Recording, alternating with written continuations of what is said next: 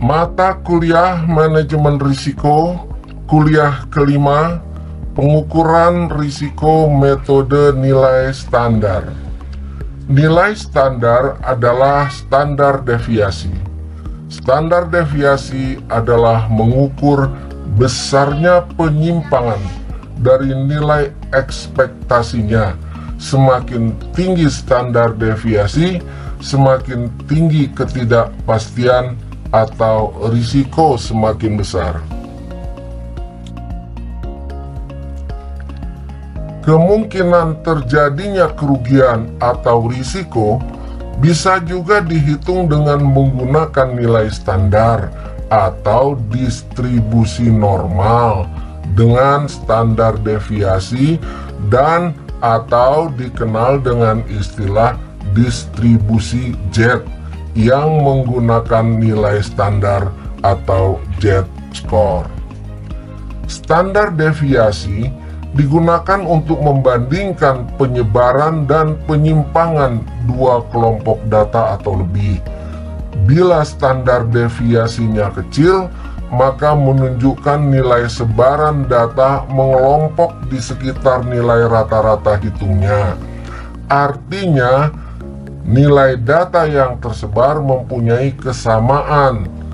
Bila nilai standar deviasinya besar, maka penyebaran nilai tengah juga besar, menunjukkan adanya perbedaan jauh di antara data-data yang tersebar.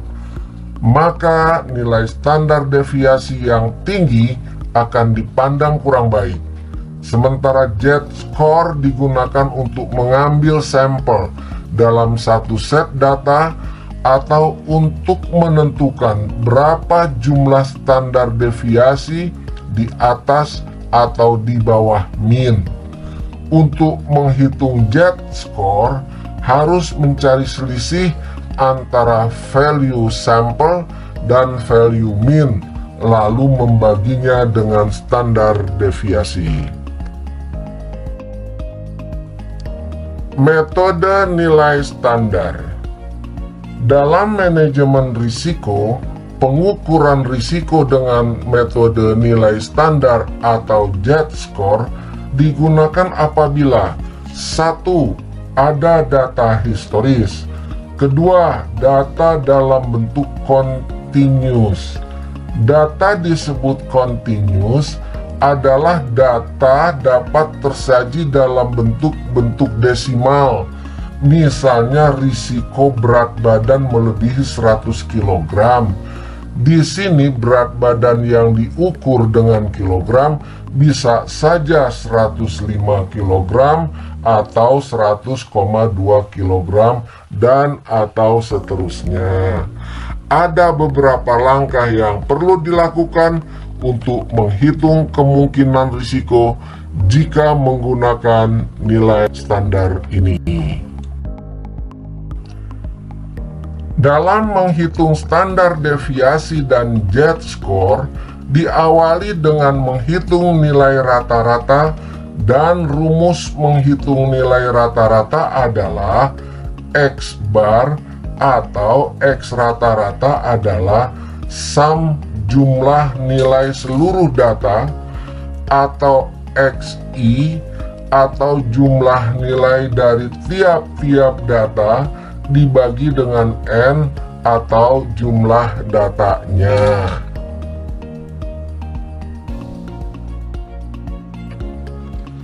Menghitung standar deviasi.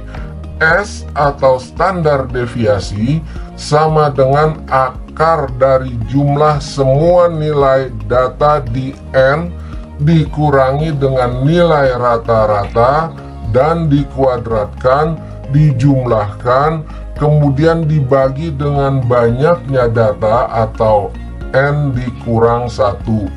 Sedangkan nilai Z adalah X dikurangi dengan X rata-rata dibagi dengan standar deviasi.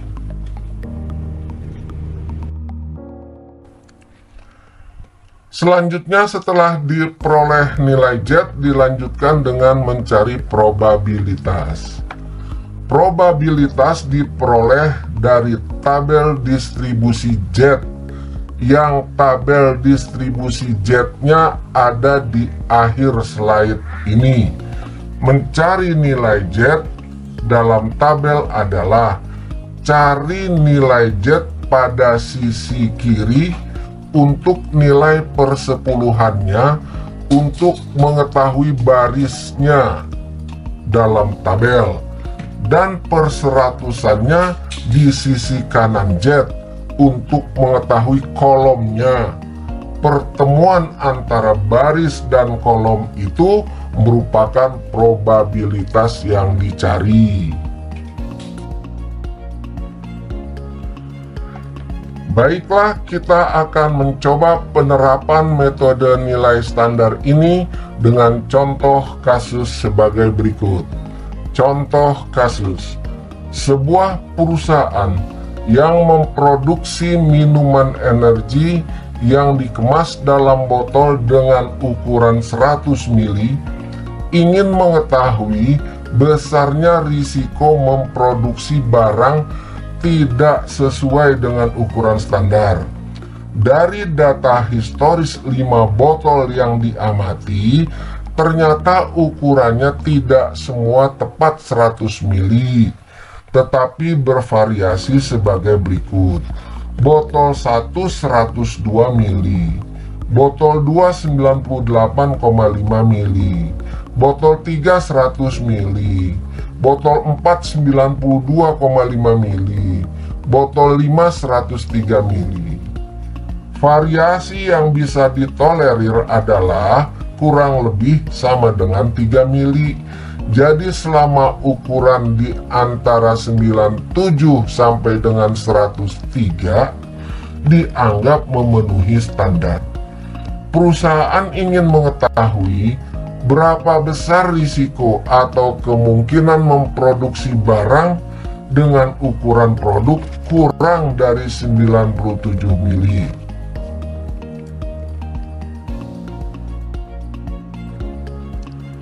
Yang pertama, kita menghitung nilai rata-rata. Rumusnya adalah X bar atau X rata-rata adalah sum jumlah nilai seluruh data atau XI, atau jumlah nilai dari tiap-tiap data dibagi dengan N atau jumlah datanya. X bar sama dengan 102 ditambah 98,5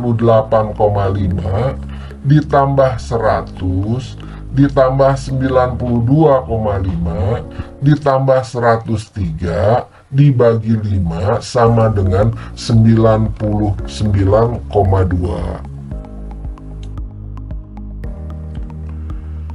Menghitung standar deviasi, rumusnya adalah standar deviasi sama dengan akar dari jumlah semua nilai data di N dikurangi dengan nilai rata-rata dan dikuadratkan, dijumlahkan, kemudian dibagi dengan banyaknya data atau N dikurangi 1. Standar deviasi sama dengan akar buka kurung 102 dikurangi 99,2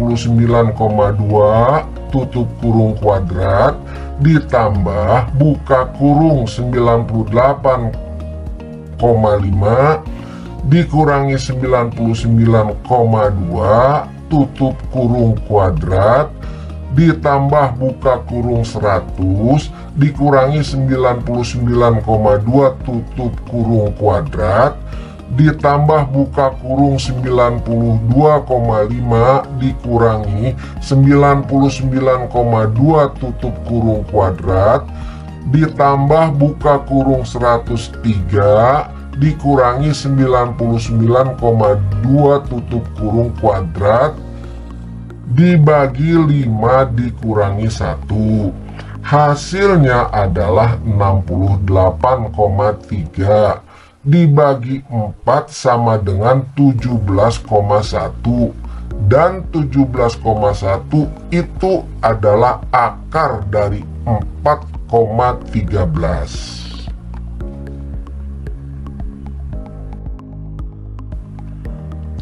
Setelah diketahui deviasi standar, maka dihitung nilai Z-nya dengan rumus Z sama dengan X dikurangi dengan X rata-rata, kemudian dibagi dengan deviasi standar, yaitu Z sama dengan 97 dikurangi 99,2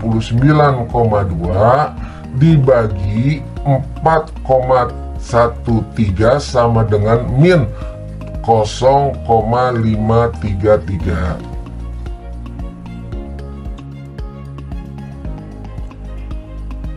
Angka minus menunjukkan bahwa nilai 0,533 berada di sebelah kiri nilai rata-rata pada kurva distribusi normal. Jika hasil Z-skornya positif, berarti nilai tersebut berada di sebelah kanan dari nilai rata-rata di kurva distribusi normal.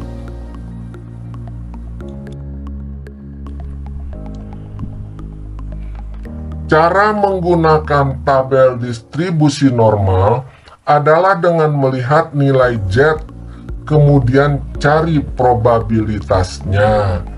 Dari hasil perhitungan di atas, diperoleh bahwa nilai Z sama dengan min 0,533, menunjukkan bahwa nilai tersebut berada di sebelah kiri dari rata-rata distribusi normal.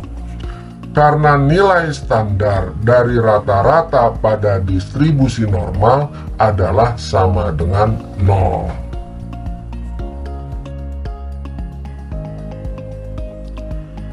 Untuk Z sama dengan 0,533, atau jika dibulatkan 2 digit di belakang koma menjadi 0,53. Lihat di tabel Z pada slide akhir di presentasi ini.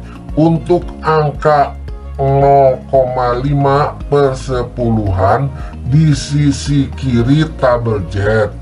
Kemudian lihat baris paling atas sejajar dengan huruf Z untuk angka perseratusannya atau 0,03. Pertemuan antara kolom 05 dan baris 0,03 diperoleh angka 0,298.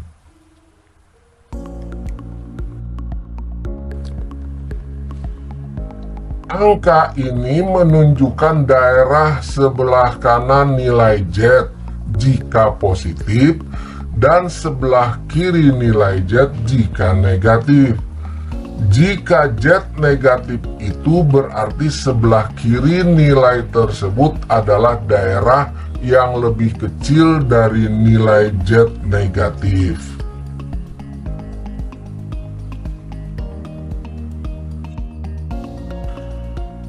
Pada contoh di atas, X sama dengan 97. Atau jika nilai ini distandarkan menjadi sama dengan 0,53. Jika ingin mengetahui probabilitas lebih kecil dari 97 mili, berarti dicari nilai probabilitas yang lebih kecil dari Z sama dengan min 0,53. Daerah di sebelah kirinya atau sama dengan 0,298 sebagaimana yang diperoleh dari tabel. Nilai 0,298 ini adalah nilai probabilitas X lebih kecil dari 97. Dengan kata lain, kemungkinan atau probabilitas ukuran minuman dalam kemasan lebih kecil dari 97 mili sama dengan 0,298 atau 29,8%. Kalau ditanya berapa probabilitas perusahaan memproduksi minuman dalam kemasan yang tidak sesuai standar, yaitu ukuran lebih kecil dari 97 mili dan lebih besar 103 mili, maka perlu dicari nilai Z untuk X97 dan nilai Z untuk X103. Dengan demikian akan dicari berapa probabilitas yang berada di sebelah kiri karena lebih kecil dari 97 dan probabilitas di sebelah kanan karena lebih besar dari 103. Nilai Z untuk X97 mili sudah diketahui dari perhitungan di atas, sama dengan 0,53.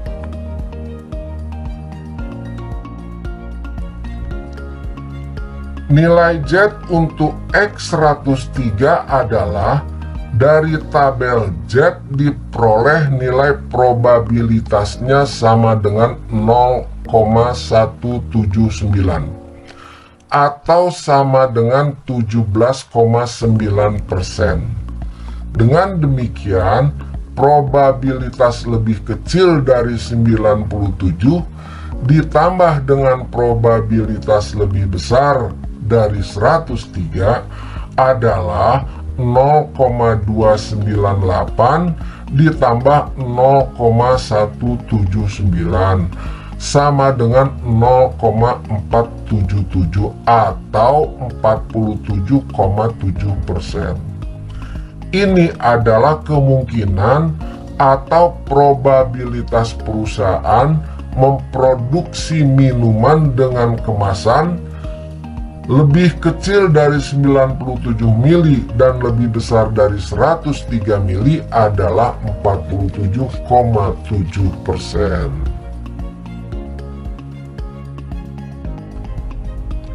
Ini adalah tabel Z-nya, tabel Z distribution standar normal distribusi.